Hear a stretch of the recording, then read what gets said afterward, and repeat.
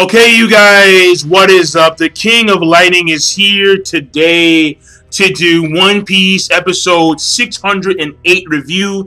That is 6, that is O, that is 8 of One Piece.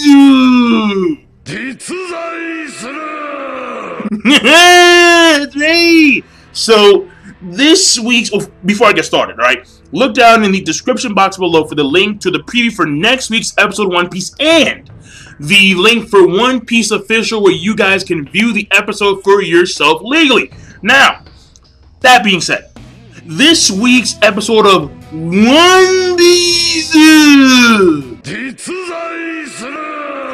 First of all, basically it starts off, so let me go brief summary. It's Sanji and the Marines. It is Law and like the sad contraption thing, and he even says this is gonna shake up the new world a little bit. And again, it's like, what can this thing do to fucking Blackbeard, to Kaido, to Big Man? You saw that bitch drooling, yeah, and fucking goddamn Shanks. I don't know. I have no idea. But Law knows something obviously that the others do not. So those two right there. And then we go to Virgo talking on the Denden Mushi to Flamingo. And Flamingo is being confronted by an individual named Baby 5. And these names throw me off sometimes, One Piece. Like, seriously. Like, the names, the character design, sometimes you're just like, what? Like, Baby 5. Flamingo's gonna go, like, the chick that can transform her arms into weapons, so obviously it's a Doflamingo power. That is obviously Paramecia scheme. Obvious, alright? It's a weird, unique power. Paramecia. Duh. There's no question about it. There's no question about it. The only one I've ever questioned if this person was a Paramecia or not was fucking Sengoku. Found out? No. He's actually a Zoan, Mystic Zoan Buddha.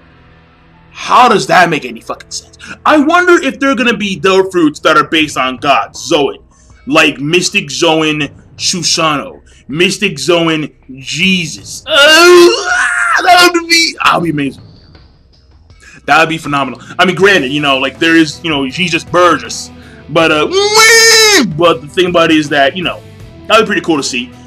Mystic Zoan Moses, part waters and shit. That would be funny as fuck. Oh man.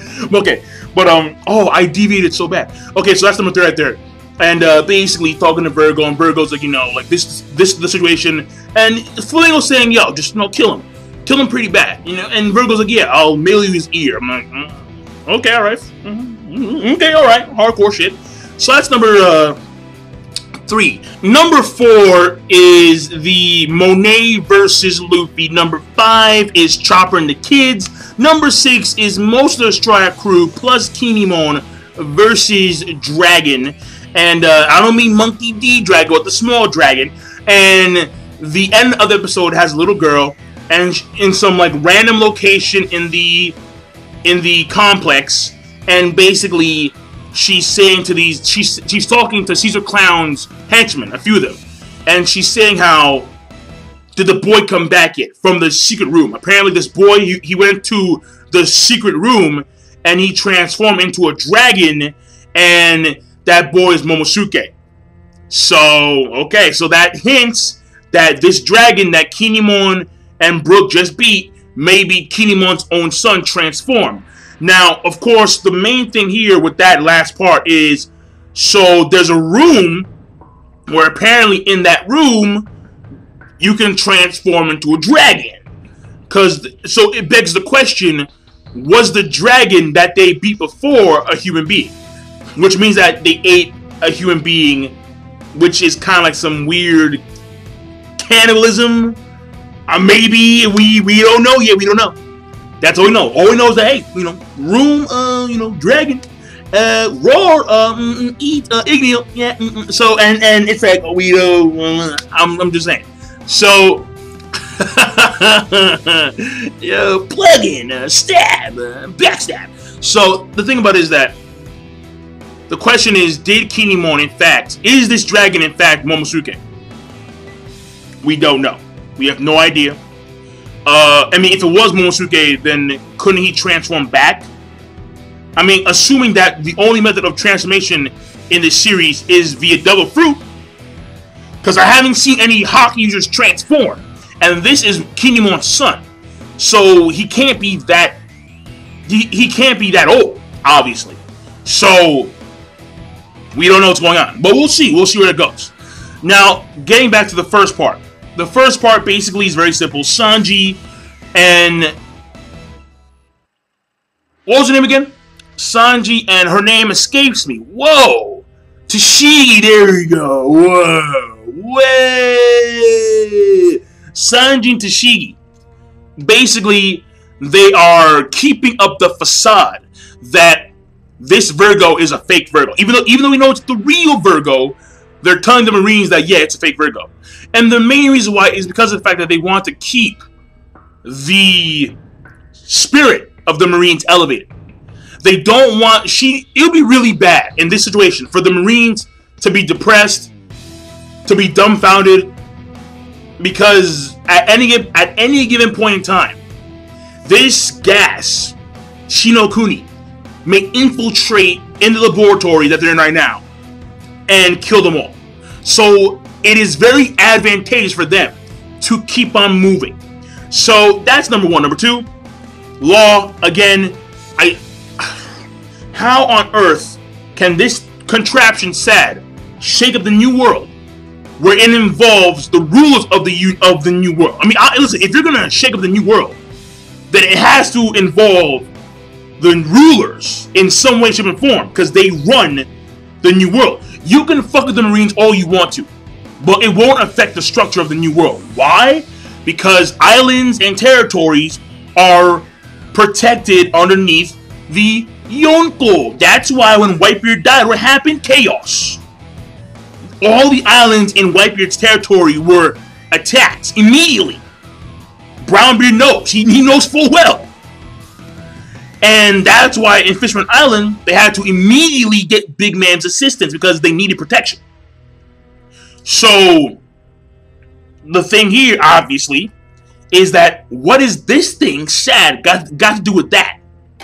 We have no idea, but we'll see. We'll see. Now, number three. We have Doflamingo showcasing some Haki. Either that or it's pure reflexes. But this woman, Baby 5. Again, the names Baby 5, Buffalo. It's like, what? Why are the names Baby 5 and Buffalo? Who names their kid Buffalo? I would never do that. Hell no. Baby 5 is even worse. Why is there I go to Android 18? Baby 5. 5. You're single digits. That sucks. Well, no, it's less, fuck it. Whatever, man. Let me move on. Basically, what we see, the main point of that whole thing is Flamingo is able to actually deduce what Law may or may not do. Now, that's very important because it does showcase Flamingo's intelligence. He's able to perceive what Law may do at this game point in time, aka destroy this SAD contraption, thus shake up the new world somehow, and of course, either capture or kill Caesar Clown. Now, again, he's able to deduce. He's close because he's leaning more towards kill Caesar Clown, but he did say capture or kill. So, and Law wants to capture Caesar Clown. So Flamingo is actually somewhat on point. And then we see some silhouettes here and there of like older women and older dudes. There's a lot of weird motherfuckers that in Flamingo's home place where we don't know what it is. It's some island somewhere. Obviously, probably in the New World, obviously. So, right there. Right there. That's number 3. Number 4. Well, the fight so far between those two is so far like Monet and Luffy. It's meh. You know, it's very meh. It's not that extravagant at all. But, and I was surprised that Luffy got caught off guard because I'm like, you have Haki, bro. It's like you getting. I mean, I understand full well that Luffy, his Haki training is he's not there at like the Admiral Yonko level of haki. I understand that full well. I do. He's only at the basics. In fact, you could argue that Luffy's, at least in accordance to the manga, his training with his double fruit is more so superior than that of his haki training. You could argue that because, you know, the one-handed gear seconds, the controlled gear seconds, how he can use gear third without turning chibi. So you could argue that because we see it. But the thing about it is that, like, him getting caught off guard, it's like to me, it's like you shouldn't get caught off guard ever again, unless it's by a high caliber dude. Monet does not seem high. I mean, yeah, she's a Duffer user of a Snow Woman. She's a Snow Woman, and she actually appears to be Logia.